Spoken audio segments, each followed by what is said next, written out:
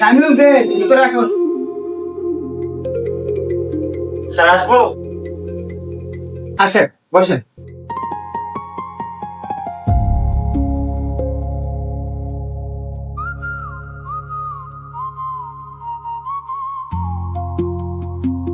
মোহাম্মদ রবিন সাহেব আছেন, ভিতরে আসেন।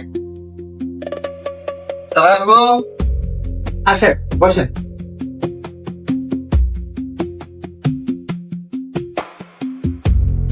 এই সাথে লোকজন আছেন, ভিতরে আসেন। আসতে পারি স্যার? জি আসেন। সালাম আলাইকুম স্যার। ওয়ালাইকুম আসসালাম, বসেন বসেন। ধন্যবাদ। আচ্ছা দেন, আপনার সিভি গুলো দেন, দেখি একটু।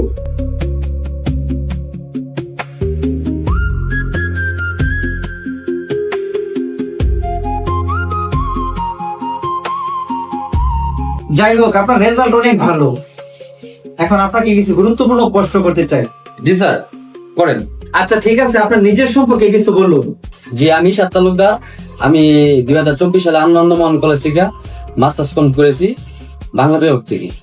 আর আমি আপাতত আপনার কোম্পানির জন্য চাকরির জন্য এসেছি। যদি আপনার কোম্পানির চাকরিটা হয় তাই আমি খুব দায়িত্ব সহকারে পালন করবো। সবই বুঝতে পারলাম।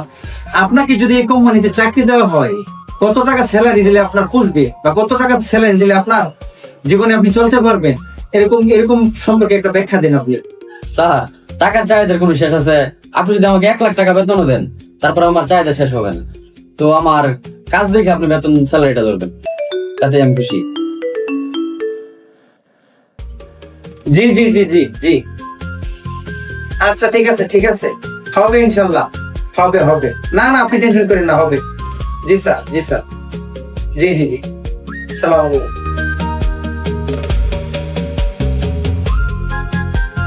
আচ্ছা ঠিক আছে, আপনার রেজাল্ট ভালো, আপনার কথাগুলো অনেক ভালো লাগছে। সমস্যা নাই, পরবর্তীতে আপনাকে জানাই দেওয়া হবে। জি, অবশ্যই যাব। আর পরে কি জানাবেন সেটা আমরা বুঝতে পেরেছি। কি বুঝতে পারছেন? না না, তেমন কিছু না, চাকরি সব ফোনের মাধ্যমে হয় স্যার, এটা আমরা বুঝতে পারছি, সমস্যা নেই স্যার। আপনি শুধু শুধু আমাদের ভুল বুঝতেছেন। বিষয়টা আসলে এরকম না, আমরা লোক ইন্টারভিউর মাধ্যমে নেব। সেটা তো বুঝতে পারলাম, ইন্টারভিউ মধ্যে নিবেন না ফোনে নিবেন, এটা আর বোঝার বাকি নেই স্যার। আপনি শুধু শুধু ভুল বুঝতেছেন, আমারে শুধু শুধু ভুল বুঝতেছেন। না, ভুল বোঝার কি আছে? আমাদের ইন্টারভিউর জন্য আপনার ডাইকে এনে হয়রানি করেন স্যার, এগুলো ঠিক না স্যার। আর এইসব চাকরি মামা গেল যার, চাকরিটাও তার। ঠিক আছে স্যার, ধন্যবাদ, আমি আসি, ভালো থেকে।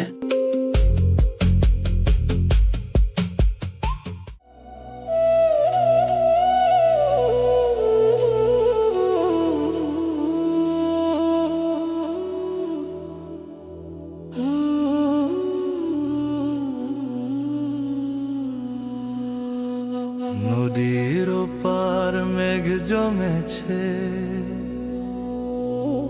এপার ধুধু বালি। কি খবর বাবা? ভালো না বাবা, এবারও চাকরিটা হলো না, কিন্তু অনেক কিছু শিক্ষা পেয়েছি। কে লেগে গেছে না বাবা? লেখাপড়া কি কম করছস? আব্বা, লেখাপড়া করলে কি চাকরি হয়ে যায়?